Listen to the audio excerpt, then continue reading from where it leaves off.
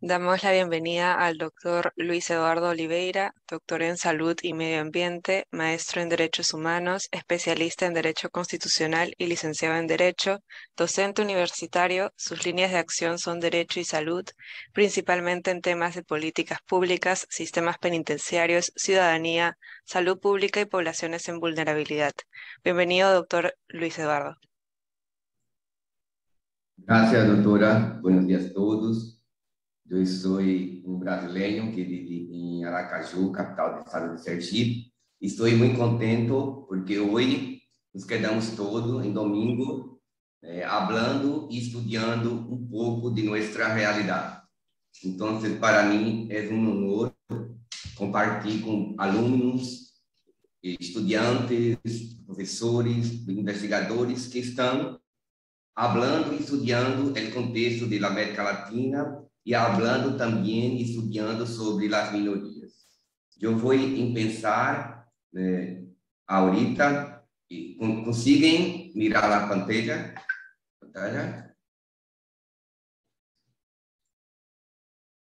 ¿Está correcto? ¿Todo el mundo está me viendo? Sí, se ve. Ok. Entonces, eu vou falar um tema que gostaria que tivesse muito cuidado, porque quando falamos de minorias, temos que dizer que minorias são estas, não? Eu penso que em nosso contexto de Latinoamérica, há muitas minorias dentro das minorias. Então, ahorita nós estamos nesse contexto de Latinoamérica, onde nos quedamos entre dois grandes oceanos, o Oceano Atlântico e o Oceano Pacífico, e onde há uma grande quantidade de países que, dentro desses países, há muitas minorias. Eu mesmo vivo num país que é um país muito grande, quase um continente, não? E onde dizemos acá que temos muitos brasileiros. Então, temos que ter cuidado quando falamos de las minorias, em dizer quais são essas minorias. São os nativos, são os aborígenes, são os originários, são esses pueblos que insistem em seguir vivendo, não? Vivendo como nós outros também, diante desse contexto de pandemia. Algumas palavras me são muito importantes e me gostaria que fixasse muito, não? O que são minorias étnicas, o que são normativas, quais as normativas, e que tipo de investigações temos feito, não? Em nossos contextos e em nossas realidades, são muitas e diversas. Não? Podemos pensar em que são essas minorias de que falamos. São somente os indígenas? Não são os afrodescendentes, como nós chamamos acá, quilombolas? Né? Então, se nós temos minorias em México, né, como os aztecas, os maias, os zacatecas, nós temos também no Peru os incas, né? Temos o quechua andino, o nahuatl, o quechua, o aymara em Bolívia, o quiche em Guatemala, o mapuche no Chile. Não são expressões de indígenas, de aborígenes, de pueblos primitivos, não? Acá no Brasil temos tupis, guaranis, chavantes e yanomamis. Acá de onde vivo, solamente há um grupo agora, porque os demás los foram quitados del direito à terra e morreram. São os Cariri Chocós. Então, quando nós outros estamos falando de uma realidade de minorias, temos que poner a ideia de que tipo de minorias estamos falando, não? Temos também minorias em Europa, não? Que são os Samis, nos países lá da Península Escandinávia, como Noruega, Finlândia, não? E Noruega, Finlândia, esqueci, me ouvirei a hora de outro, mas não vou lembrar. Suécia, não? E são esses países onde há essa população que também são olvidadas e não são reconhecidas, porque há muito interesse nesse olvidamento, não? E que são essas minorias? Não? Que são essas minorias que tanto falamos, não? Que são essas minorias? É um grupo étnico, religioso, linguístico, em menor número que o resto da população. Pero não significa dizer que solamente os grupos em menor número. Há grupos também que têm uma representação mais grande, pero reconocidas como minorias, porque há uma diferença também quando falamos dessa minoria. São aquelas minorias que não têm representação. Nós outros acá no Brasil temos uma quantidade muito grande de afrodescendentes, mas a representação desses grupos em Congresso, em governo, são minoritárias. Então, por isso também que são reconhecidos como grupos minoritários. Então, veja que há uma definição aprovada pela Assembleia Geral das Nações Unidas de 1992, que habla sobre o direito das pessoas pertencentes a minorias nacionais ou étnicas, religiosas e linguísticas, né? Onde habla, nesse artículo 1º, que os estados protegerão a existência e a identidade nacional, cultural, religiosa e linguística das minorias dentro dos seus respectivos territórios e fomentarão as condições para a promoção dessa identidade. Uma coisa são os que dizem os marcos legais, outras coisas é o que se vive a diário. Não temos que ter, como dizemos no direito, uma coisa é o dever ser, outra coisa é o ser. Então, nós outros temos que ter claro essas diferenças, não? E a própria declaração habla, essa declaração de 1992, que as pessoas, minorias étnicas, têm o direito a desfrutar de sua própria cultura, a professar e praticar sua própria religião e a utilizar seu próprio idioma. Mas as questões são mais grandes do que isso. Então, quando falamos em minorias, pensamos logo nos indígenas, mas as minorias existem ao redor do mundo. Na Europa, por exemplo, nós outros temos muitas minorias que ahorita estão num processo muito perigoso de tentativa de separação de los estados, porque insistem em manter sua própria identidade. É que se passa, por exemplo, em Espanha, não? Temos um problema muito sério ahorita na Crimeia, né, onde a Rússia tenta pôr uma dominação direta na Ucrânia, né? E há esse conflito iminente onde todo mundo agora se queda preocupado, não? Pero se vamos falar de minorias, temos que ter claro que também há os gitanos em Europa, há os das Romania, os povos que vivem na Romania e que migram para outros países da Europa. Então, não é só nas quais as minorias sofrem um processo muito perverso de exclusão, de necessidade de ter os direitos protegidos. E quando falamos desse direito, por exemplo, em Espanha, há milhões de estrangeiros, não? Doctor Oliveira, disculpe, sus diapositivas no están visualizándose. No sé si podría compartir en presentación, por favor. ¿Cómo? Sus diapositivas no se están visualizando. ¿Podría compartir como en presentación, por favor? Sí, un momento, perdona. Gracias. Vamos a ver. Por favor, doctora, ¿cómo?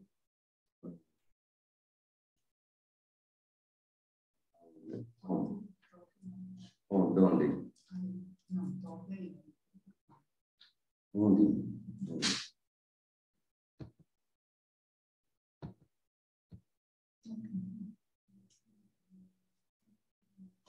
Por favor, doutora. Interrompe o vídeo.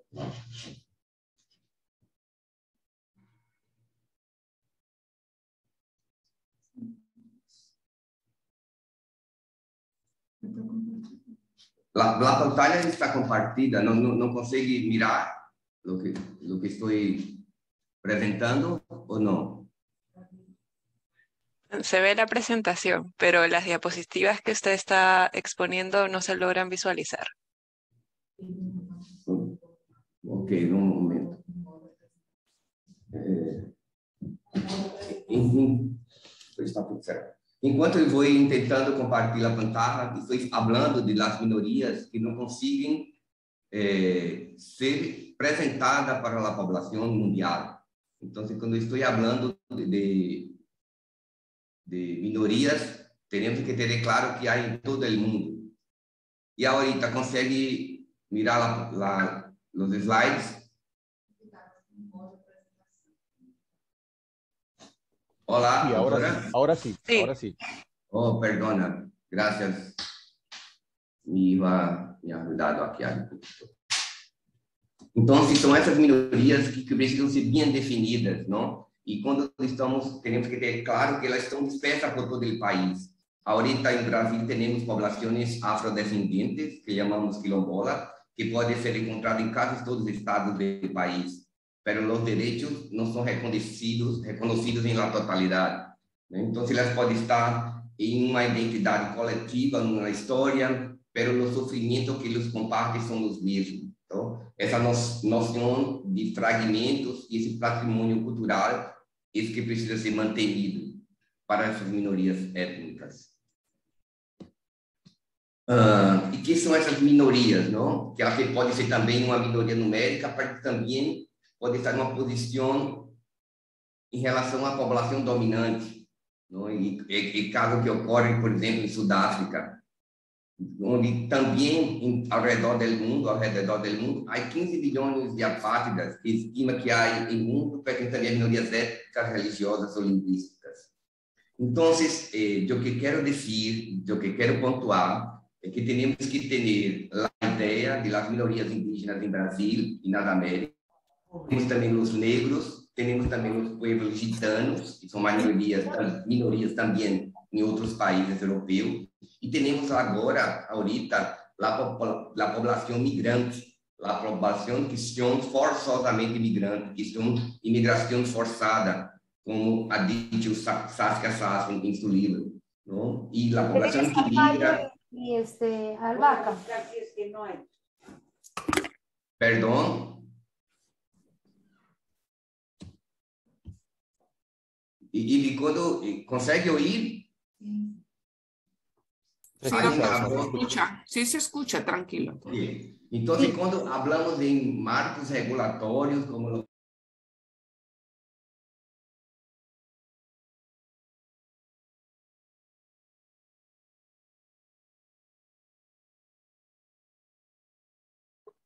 Disculpe, no se escucha.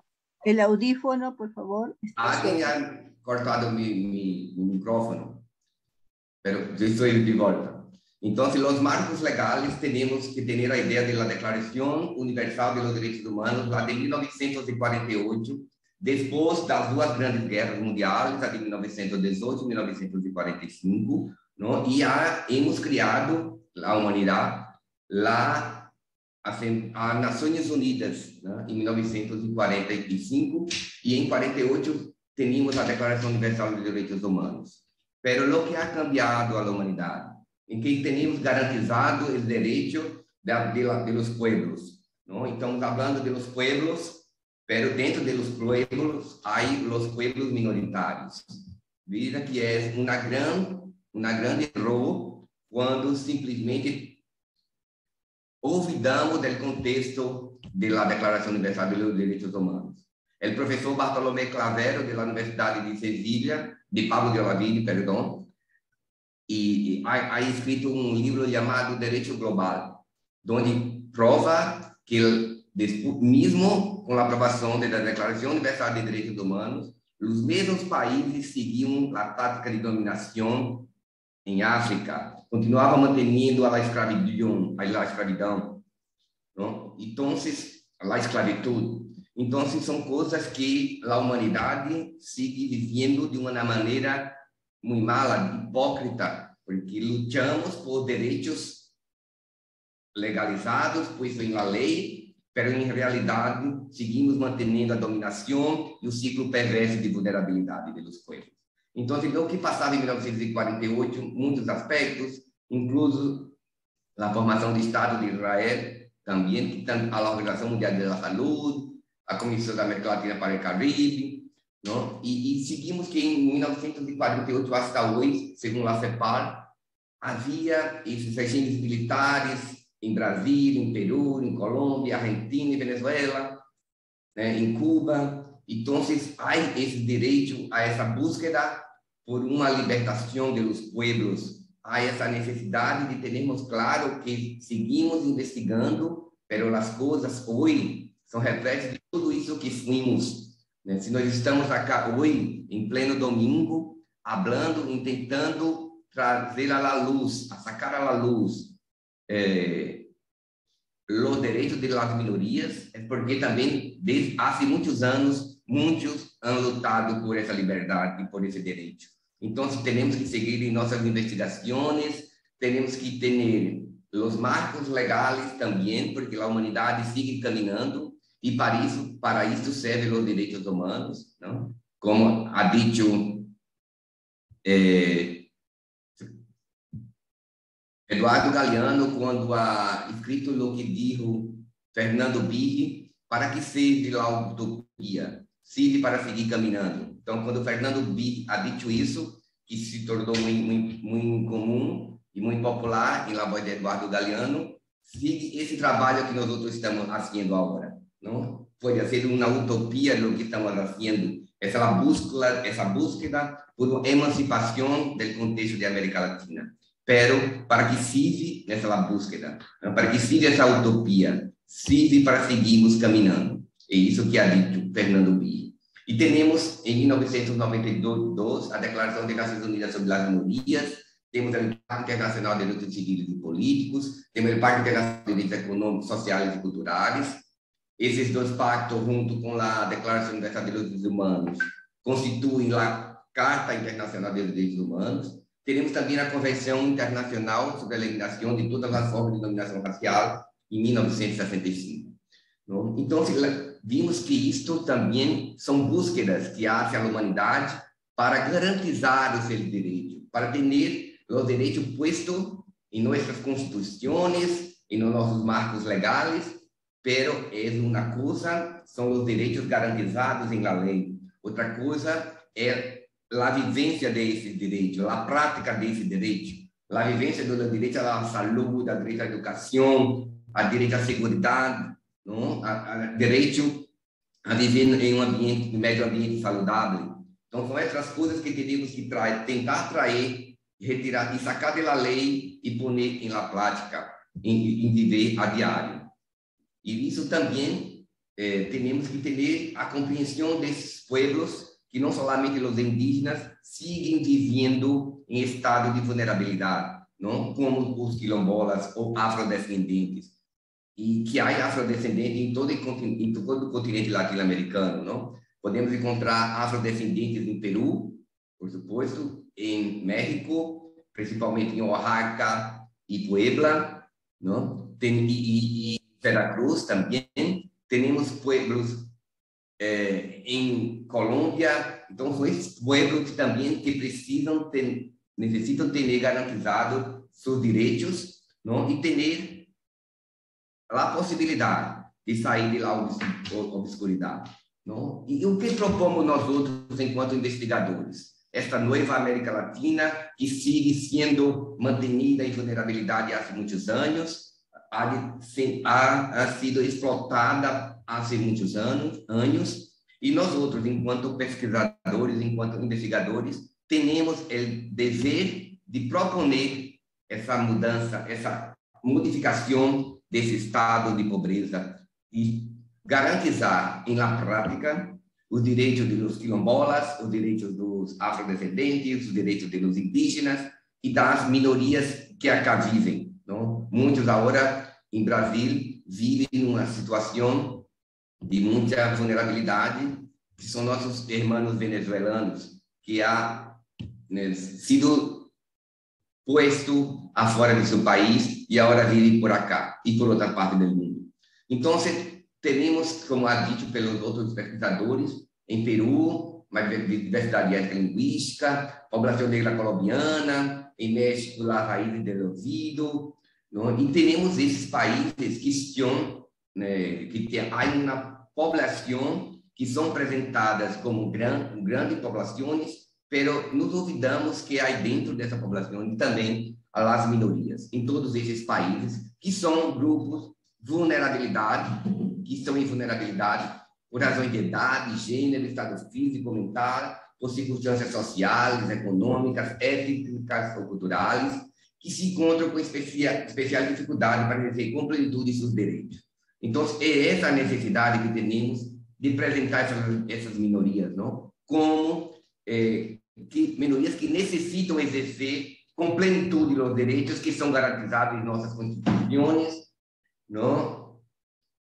E também as pessoas que vivem em nosso continente, que vivem em nossos países, que vivem em nossa América Latina tão hermosa e tão rica que temos. Então, este aqui é o trabalho que eu hago acá em minha cidade, com populações afrodescendentes, né, que são os outros acá chamamos de quilombola, e também são consideradas minorias e que vivem muito cerca do Rio São Francisco, que é o mais grande rio de Brasil, que nasce em Brasil e acá vai a São Mar. Temos também o rio Amazonas, que faz parte da cuenca do rio Amazonas, e vamos até Peru, Colômbia. Então, temos esse rio onde vive acá no Brasil, que é o rio São Francisco, onde vivem algumas das populações quilombolas investigadas acá. Então, a importância da educação, como ha dito pela senhora Emanuela Gropello, do Banco Mundial, é que é muito importante para a sacada da vulnerabilidade desses pueblos minoritários. E para cá, para nós outros, que fazemos as investigações, com todo respeito aos comitês de ética, como ha dito a professora anterior, não? Que temos que fazer as pesquisas referendadas pelos comitês de ética, porque estamos falando de grupos vulneráveis, né? Então, temos esses garantizados agora, né? A Agenda 2030 para o Desenvolvimento Sustentável, que muitos se falam. Temos também o Decênio Internacional pelos Afrodescendentes, que começou em 2015 e vai até 2024, que há essa luta pelo reconhecimento, pela justiça e pelo desenvolvimento dessas comunidades quilombolas. Não? Que tem o objetivo desse decênio do milênio é erradicar a exclusão e a participação plena dos afrodescendentes na sociedade, como também é a mesma preocupação com os indígenas, não? Que é facilitar a participação plena na sociedade, em igualdade de condições, como diz sempre o professor Davi Sanches Rubio, onde tenhamos a possibilidade para ser e desfazer nossos mundos, nossa realidade. Vivimos muitos anos dependente do que vinha da Europa e que vinha dos Estados Unidos. E agora, com a rede SACSIC, com a Universidade de Santa Maria e com esse fórum, né, por esse fórum, temos a possibilidade de discutir nossa realidade e compreendermos que a culpa pelo nosso atraso também é muito culpa nossa, enquanto sociedade, enquanto cidadãos, que temos que ter uma participação efetiva e uma responsabilidade muito grande com as nossas investigações. Há muitos estudos que falam das populações afrodescendentes da América Latina, né? Um marco de inclusão, essa população afrodescendente, que a maioria está centrada em Brasil, Venezuela, Colômbia, Cuba, México e Equador, pero que também há em Peru, né? E compreender a história de desplazamento, de exclusão a que han sido submetida há muitos anos, não? Então, o que quero dizer é que, embora hablemos de minorias e solamente tenhamos alguma dessas minorias em nossa mente, temos que ter claro que há essa necessidade de pensar nos coletivos humanos, né, do que é passado com esses coletivos humanos, essa vulneração sistemática dos direitos, né, a forma de genocídio que tem sido submetida. Em Brasil, há um estudo chamado Relatório Figueiredo, onde habla das exterminações de grupos indígenas, a maneira perversa com inoculação de vírus de determinadas enfermidades, sacando por avião bombas para a destruição de grande parte dessa população. Então, esse é um genocídio contra os indígenas e o que estamos tentando fazer com os afrodescendentes. Isso aqui é um pouco de onde vivo, no meu estado. Eu vivo no mais grande país da América Latina e no mais pequeno estado do Brasil. Então, estamos quase na mesma linha de Peru, né? Temos aqui Bolívia, Paraguai, Argentina, Uruguai, Colômbia, Venezuela, Suriname, Guiana, Suriname e Guiana Francesa, com os quais hacemos fronteira, e Chile e Equador, onde não temos fronteira com esses dois países, mas temos uma identidade enquanto países que vivem em contexto latino-americano. E mais para arriba, toda a América Central, indo até México, que apesar de ser parte da América do Norte, nós outros temos uma identidade de América Latina que também precisa ser discutida por nós outros também, porque são rótulos, são maneiras de involucrar um pensamento que temos que ter em conta na nossa responsabilidade também de estudar. Estou falando para vocês de uma minoria que são 1,2 milhões de habitantes, que é a população afrodescendente em Brasil, né, que mantém aqueles mesmos critérios, a dito lá professora, de autodefinição, de vulnerabilidade social, de identidade cultural, né, que passa por um processo de garantização constitucional, pero hasta hoje o direito sigue mantenido em la Constituição, pero em la prática é outra coisa. Então, hicimos um estudo em doutorado com populações afrodescendentes no estado, onde foram entrevistadas 391 pessoas com um grupo de investigadores que saímos aos sítios, né, para fazer as investigações, depois da aprovação pelo Comitê de Ética, né, onde tivemos uma importante participação dessa comunidade. Foram 15 comunidades estudadas. E o resumo dessa investigação é que 40,74% dos homens entre idade de 18 e 49 anos não sabia ler e escrever. Os percentuais de mulheres, 51,5% também não sabia ler e escrever. Mira, como é difícil sacar da vulnerabilidade, da pobreza, sacar da falta de representatividade nos governos, uma população que não tem conhecimento dos seus direitos, da sua cultura, da sua história. Não? E merece ser destacada a presença relevante de mulheres que eram líderes de comunidades, mulheres com as quais pude conversar, que são importantíssimas em contexto social, não? Mulheres com um poder de convencimento, de argumentação, mulheres fortes, determinadas, mas também homens que lutam por suas comunidades. Então, estamos falando de homens e mulheres em contexto quilombola, espero que sigam sendo mantenidos em vulnerabilidade e sigam vivendo como minorias que precisam ter a representatividade em nossos governos e em toda a sociedade. E esta é a política, porque o que passa nos marcos legais, por isso que os puse no início da apresentação, da necessidade de termos claro a definição do que são minorias, temos claro a definição de minorias étnicas, de marcos legais e também das nossas investigações, não? Porque nossas investigações têm a obrigação e a possibilidade de sacar do ouvido muitas comunidades ribeirinhas, quilombolas, que seguem vivendo bajo as leis a vulnerabilidade, a exclusão e da necessidade de seguir vivendo em um mundo que lhes guste e da forma como lhes guste. Não? Temos na Constituição da República Federativa de Brasil, de 1988, garantizado o direito da população afrodescendente. Temos uma política Brasil quilombola, de 2004.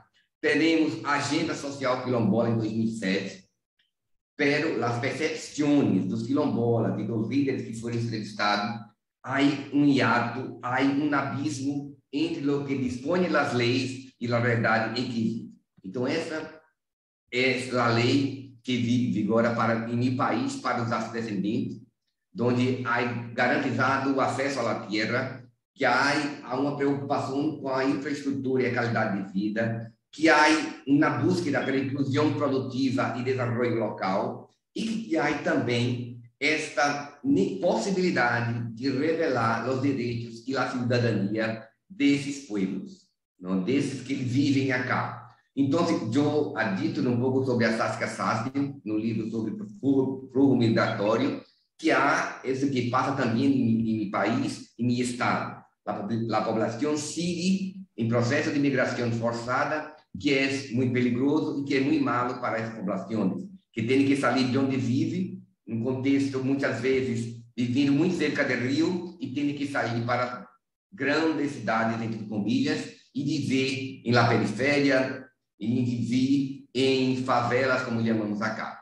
Então, quando falamos de populações minoritárias, é um risco muito grande esse processo de migração, não? E temos outros também processos de migração em contexto latino-americano, os que migram saindo de Nicarágua, de Honduras, que seguem caminhando hasta os Estados Unidos, passando por Guatemala e México, não? Em situações perversas no Himala, como hemos visto durante muitos anos. Então, esses processos seguem porque as populações têm que viver bem onde ha nascido, onde eles gostam de viver, e nós outros temos a obrigação, enquanto investigadores, de poner esses direitos para os governantes, para aqueles que dirigem o nosso país.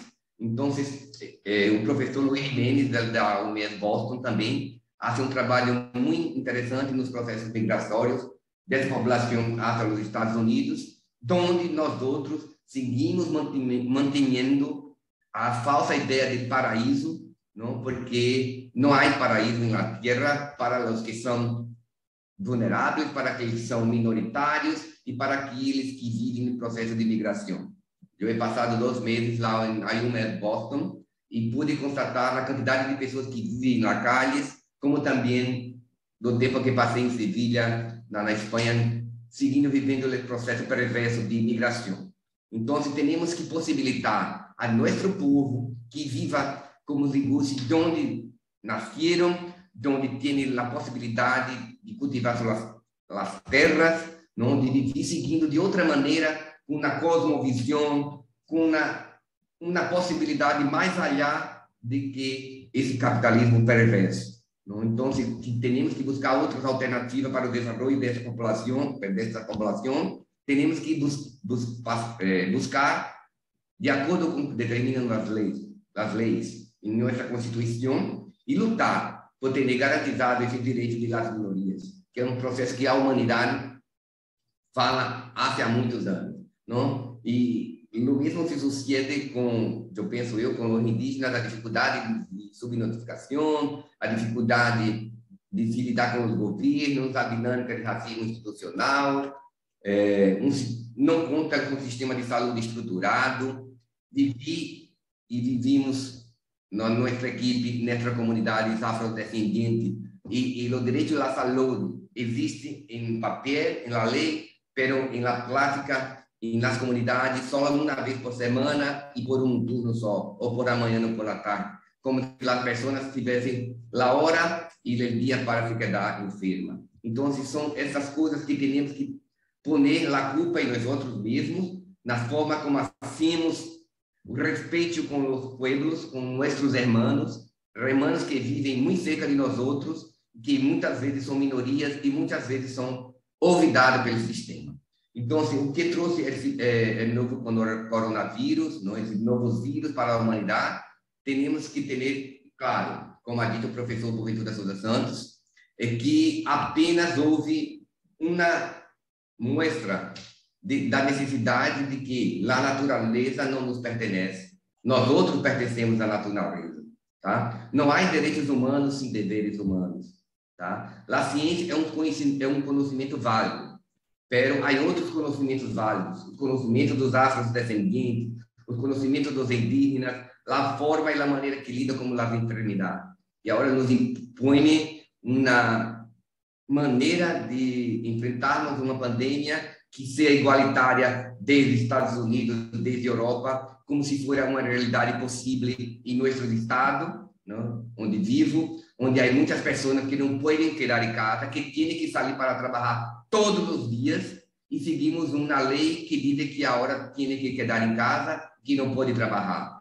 Os que vivem mantenidos pelo Leviatã de Thomas Hobbes, esses que são aqueles que sacam do governo as verbas, né? Esses sim podem se quedar em casa, têm seus equipamentos tecnológicos e podem seguir vivendo sem necessidade de sair à calle. Mas eu conheço muitas pessoas em minha cidade que não podem se quedar em casa. Houve um aumento muito grande de violência doméstica, de violência contra as mulheres, porque essa imposição não podia ser puesta dessa forma em nosso Estado.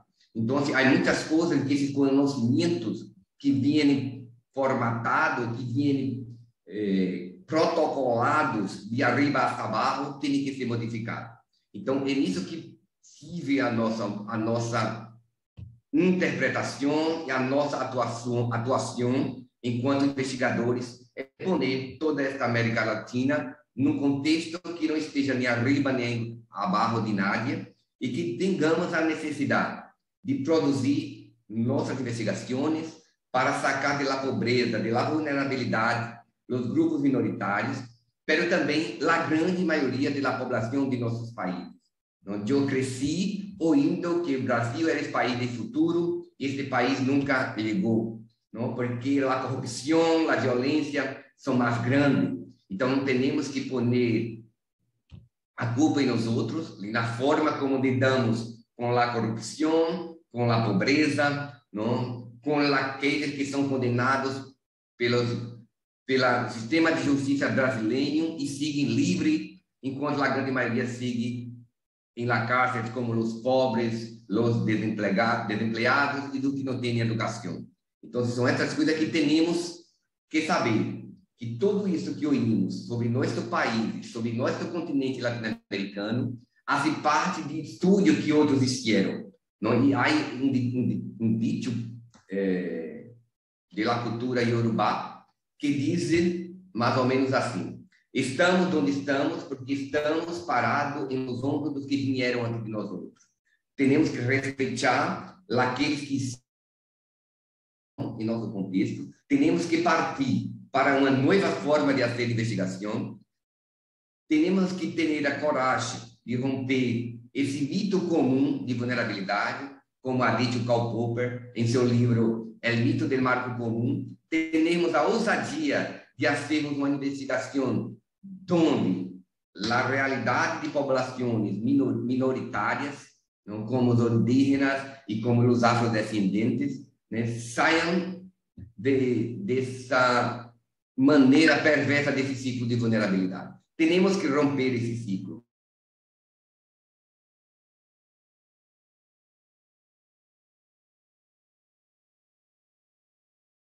Para sermos a diferença. Não? E é isso que é importante. Estamos aqui, temos essa oportunidade de conhecer investigadores de todo o continente latino-americano e dizer, né, como ha dito Friedrich Nietzsche, a moral tem critérios estéticos. Estamos falando de populações afrodescendentes que viveram muitos e muitos anos sob a teoria do branqueamento, que é outra parte desse processo de colonialidade, do qual habla Ramon Grossfogel, um porto-riqueno que agora vive nos Estados Unidos, onde nos ensina que temos que romper esse ciclo de colonialidade, porque a colonialidade está em nossas cabeças. Então, se nós não temos a resposta para nossos problemas, não podemos sacar a resposta de outras pessoas que vivem em outros continentes, né, como Europa, ou no mesmo continente como os Estados Unidos ou Canadá, mas nós outros temos essa possibilidade de falarmos de nossos problemas, buscarmos as soluções para os nossos problemas e saber que dentro de nossos países também existe muitas formas de manter em vulnerabilidade nossos próprios irmãos. Então, a búsqueda por soluções e búsqueda por emancipação, temos que romper esse ciclo primeiro de colonialidade, que habla Ramon Grossfogel, não? E temos na prática, em nossas atividades, de valorizar os que vivem acerca de nós outros, que vivem acá em Aracaju, no Brasil, dos que vivem em Peru, do que vivem em Guatemala, do que vivem em México, dos que vivem em Chile, dos que vivem em Bolívia. Não são pessoas, são seres humanos e vivemos sobre o mesmo país que ela queira. Então, para mim, esses três são os três ideias básicas de minha apresentação. Não?